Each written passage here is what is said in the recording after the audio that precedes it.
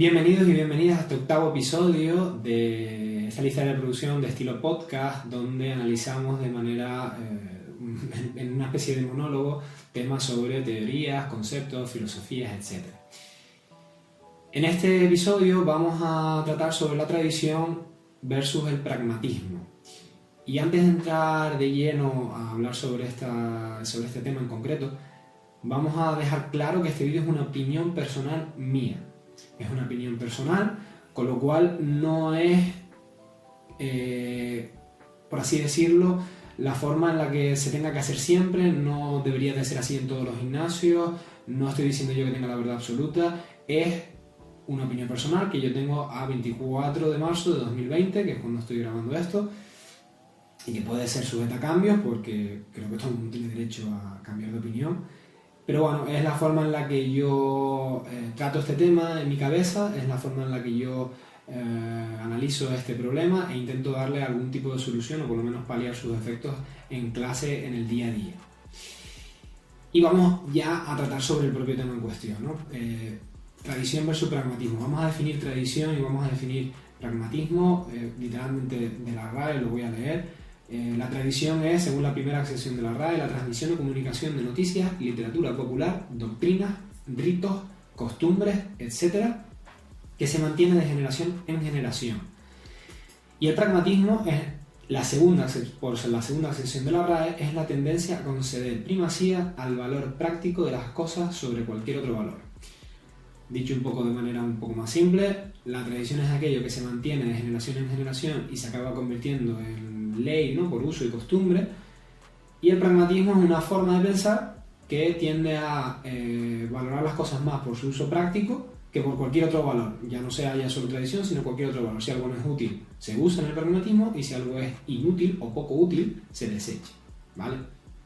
Entonces, mediante esta dicotomía, ¿no?, mediante este problema que tenemos, ¿por qué hablamos de tradición en las artes marciales? Bueno, en las artes marciales tienen un gran sentido de la tradición históricamente, y no solo me refiero a las artes marciales de origen asiático, puesto que las artes marciales de otros orígenes también tienen su fondo de tradición, pero bueno, tratando el tema que nos incumbe, que es las artes marciales de origen asiático, sí que hay una grandísima tradición de artes marciales provenientes de China, de Corea y de Japón, y esto puede ser algo bueno y es algo bueno.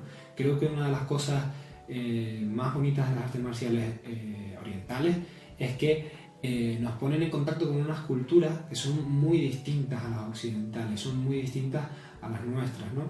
Y ayudan a entender una parte del mundo y ayudan a entender a un montón de personas que viven en esa parte del mundo, ¿no? Nos acercan su cultura, nos acercan su idioma, nos acercan su forma de pensar, y creo que es muy enriquecedor a nivel personal estar en contacto con esas otras culturas, porque nos ayuda a pensar de forma más global, de forma menos racista y menos ególatra, pensando siempre desde un punto de vista, ¿no?, en el caso nuestro, es occidental. Entonces creo que ese valor es un valor añadido que tienen las artes marciales, no el principal, pero sí que un valor añadido que tienen las artes marciales, que es incalculable, y que una vez llegamos a ese punto, ¿no?, de interesarnos por la cultura de la que viene nuestra arte marcial, creo que es un proceso muy bonito, y creo que es un proceso muy enriquecedor a nivel personal, simplemente para crecer como persona, ¿no? Sin embargo, la tradición en las clases sí que puede llegar a tener un aspecto negativo, y en mi opinión muchas veces aporta menos,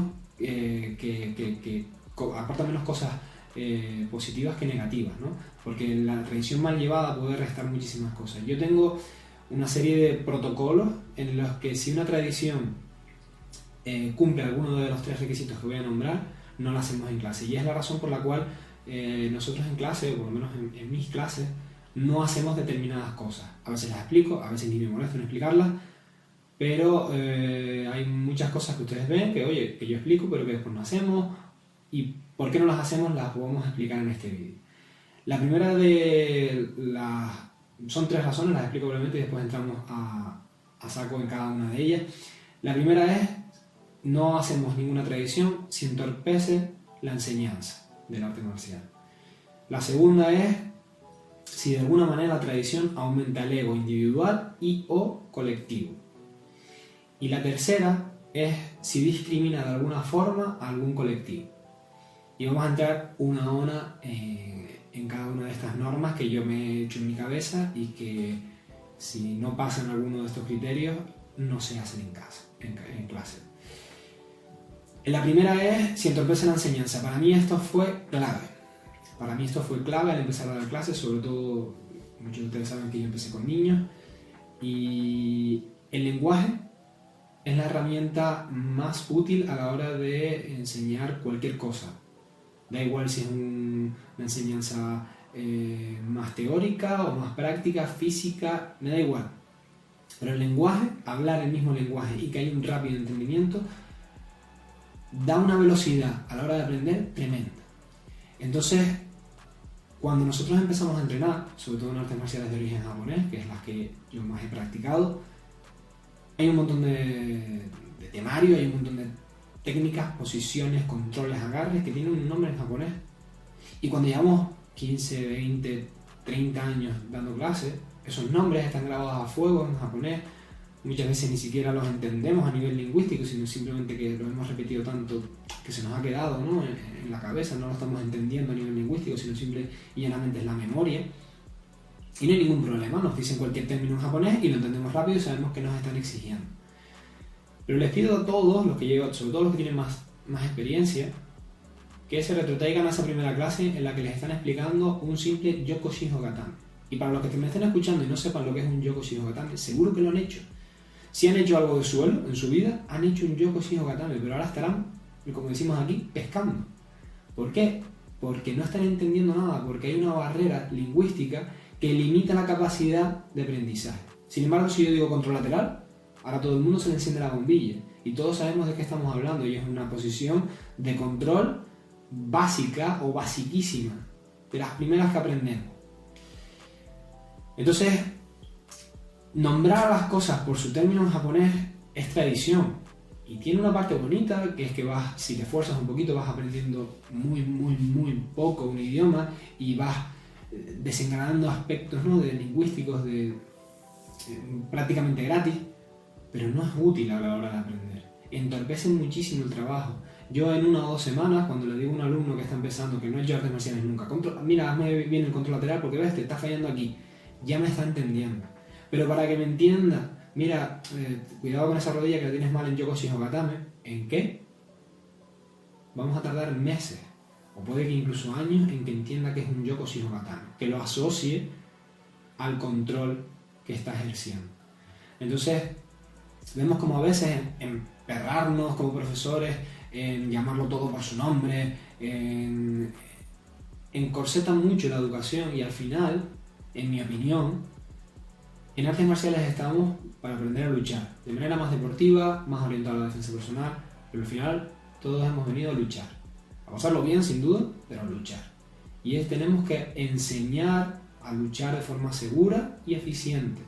Y para ello, si nos tenemos que dejar de lado a veces un poquito alguna tradición por el camino, yo opino que estará bien dejar de lado esa tradición para que el alumno o la alumna avance mucho más rápido. Prefiero sacrificar la tradición al progreso de mis alumnos y alumnas y que ese progreso sea lo más rápido posible. Así que si veo alguna tradición, como es llamar a todo absolutamente, ¿no?, en judo o en jiu-jitsu japonés de manera tradicional, es decir, en japonés, lo suprimo y simplemente vamos aprendiendo. Y simplemente vamos metiendo alguna palabrita por aquí, alguna palabrita por allá, y más poco a poco, más tarde, aprendemos los términos con mucha más parsimonia, con mucho más tarde, pero aprendemos a luchar mucho más rápido. El segundo punto es aumentar el ego, tanto individual como colectivo, ¿no?, como el colectivo del que estamos participando, ¿no?, es decir, del grupo de alumnos y profesores que estén implicados. ¿Y qué me refiero con esto? Hay una tradición en artes marciales japonesas que es colocarse, ¿no?, en orden de grado, es decir, con más grados a la derecha y con menos grados a la izquierda, tomando como referencia la salida del gimnasio. Esto, según me explicaron a mí en su momento, viene de los antiguos dojos, de los antiguos ryu, escuelas japoneses de artes marciales, donde se practicaba mucho el tema de ir a otra escuela y retar, ¿no?, a los distintos alumnos y profesores que estuvieron en esa escuela para probar qué escuela de artes marciales era un poco más fuerte, ¿no? Y la historia barra leyenda cuenta, ¿no?, que el pretendiente, ¿no?, para poder retar al maestro tenía que pasar por todos los alumnos. Entonces empezaba por los alumnos de menos grado, que eran los que estaban más cerca de la puerta, y terminaba con los alumnos de más grado, que eran los que estaban más alejados de la puerta, para después pasar al profesor. Como digo, esto tómese con pinzas, porque no tengo yo muy claro qué punto de verdad, qué punto de leyenda hay, pero vamos, de ahí en teoría viene, y es por lo que se hacen muchas artes marciales, sobre todo, como digo, de origen japonés. Desconozco si en las de origen chino o coreano se hace también, pero vamos, en todas las de origen japonés se hace. Y nosotros en clase no lo hacemos. ¿Por qué? Porque esto es una tradición que, bueno, es bonita, se ve todo el mundo ordenadito, ¿no? Todos los colores bien ordenaditos, y desde un punto de vista del TOC queda muy bonito. Pero hay algo de ego. Hay algo de ego en el, no, yo me pongo aquí, yo me quito para allá, yo me pongo para allá. A mí es algo que nunca me gustó mucho como alumno. Al final siempre, cuando estabas más atrás, ansiabas llegar a la derecha, por así decirlo, y cuando ya estabas llegando allí, ya estabas incómodo. Para mí siempre fue algo súper forzado, súper, sí, como no natural, ¿vale? Tenía que ser muy condicionado, ¿no? Ponerse, ¿no?, a la derecha o ponerse más a la izquierda, y al final, como digo, era una cuestión de egos individuales, de la gente que se enorgullecía de estar más a la derecha simplemente por estar en un sitio físico en un momento dado, ¿vale? Entonces yo personalmente no lo hago en clase por eso, porque creo que saca de algunas personas lo peor de sí mismas, y si le damos la oportunidad pues se pierden por esas tonterías, ¿no? Y yo creo que quitándolo de encima pues ya hay gente que a lo mejor le ayuda a no creerse más de lo que es, porque es que es una tontería, ¿vale? Y como colectivo es simplemente por eso, ¿no? Hay tradiciones que nos hacen creer, no, porque nosotros hacemos esto así y esto es la forma de hacerlo. Si piensas así, de aquí a 20, 30 años, la forma que tengas de luchar habrá quedado obsoleta. Siempre tienes que ver otra forma, siempre tienes que exponerte a distintas cosas. Que no significa que tengas que coger todo, porque puedes ver algo que no te guste. Pero si solo lo tuyo, solo lo de tu arte marcial, solo lo que tú haces es el camino verdadero y único, te vas a perder mucho, y sobre todo te vas a perder actualizaciones, te vas a perder gente que saca nuevas formas de luchar, y que si no adaptas te quedas atrás. Entonces, si la tradición te resta como colectivo, te hace creer mejor que los demás, te aleja de la realidad, y si te alejas de la realidad te quedas obsoleto. Entonces es una norma un poquito más filosófica, un poquito más difícil de ver que la primera, que es como más pragmática, es más quiero enseñar y todo lo que me dificulte para afuera. Esta es un poquito más entrando a la psicología humana, a los deseos de estar por encima de otras personas, y tanto individualmente como colectivo, y es un poquito más insidiosa, pero no por ello menos peligrosa que el anterior punto. Y pasamos ya al último punto, que es si yo rechazo la tradición, y es la de discriminar a algún colectivo. Creo que ya solo con la descripción todos nos entendemos, y si hay alguna tradición que discrimina, aísla o separa a algún tipo de colectivo, se rechaza, ¿vale? Por fortuna creo que esto va cambiando, pero sí que siguen habiendo conductas machistas, siguen habiendo conductas discriminatorias en todos los gimnasios del mundo, y no pasa nada por reconocerlo, pero sí que hay que intentar corregirse. Hay que intentar corregirse desde el punto de vista de los alumnos y alumnas, y hay que intentar corregirse desde el punto de vista del profesorado. Clave ver los problemas que pueda haber en las artes marciales con estos problemas y quitarlos. Y si la tradición de alguna forma incita o promueve estas conductas, hay que dejar de hacerlas. Hay que dejar de hacerlas, porque nos estamos perdiendo, al igual que antes, que estábamos diciendo que nos perdíamos y nos desactualizábamos en la técnica. Si no nos ponemos al día, nos desactualizamos de muchos alumnos y alumnas que quieren entrenar y no pueden porque no se ven representados o se ven discriminados. Y desde un punto de vista ético está mal, y desde un punto de vista económico como profesor o profesora está mal también. Estás perdiendo un alumno que pueda aportar una ayuda económica al gimnasio y que hace que tu gimnasio crezca. Entonces, intentar crear un entorno en el que la mayor cantidad de personas puedan estar a gusto. Y si para ello hay que quitar algo de tradición, pues se quita. Simple y llanamente. Espero que les haya quedado un poco más claro mi forma de dar las clases gracias a este vídeo, por qué hacemos algunas cosas en clase, por qué no. Siempre ven que yo explico, porque sí es verdad que a pesar de que, por ejemplo, nosotros no saludemos en orden de cinturón, tienen que saber que eso existe, porque si ustedes, por ejemplo, viajan a Japón, van a saludar así. Si ustedes van a otro gimnasio a entrenar, puede que en otros gimnasios sí que simplemente. Es como digo, yo doy mis razones de por qué no lo hacemos y por qué no lo hago yo a día de hoy, pero si yo voy a visitar algún sitio donde se hace, tampoco soy quien para estar corrigiendo a nadie, ¿vale? Entonces me adapto y si me gusta, pues me mantengo, y si no me gusta, pues me voy a otro sitio donde piensen o opinen como yo, ¿vale?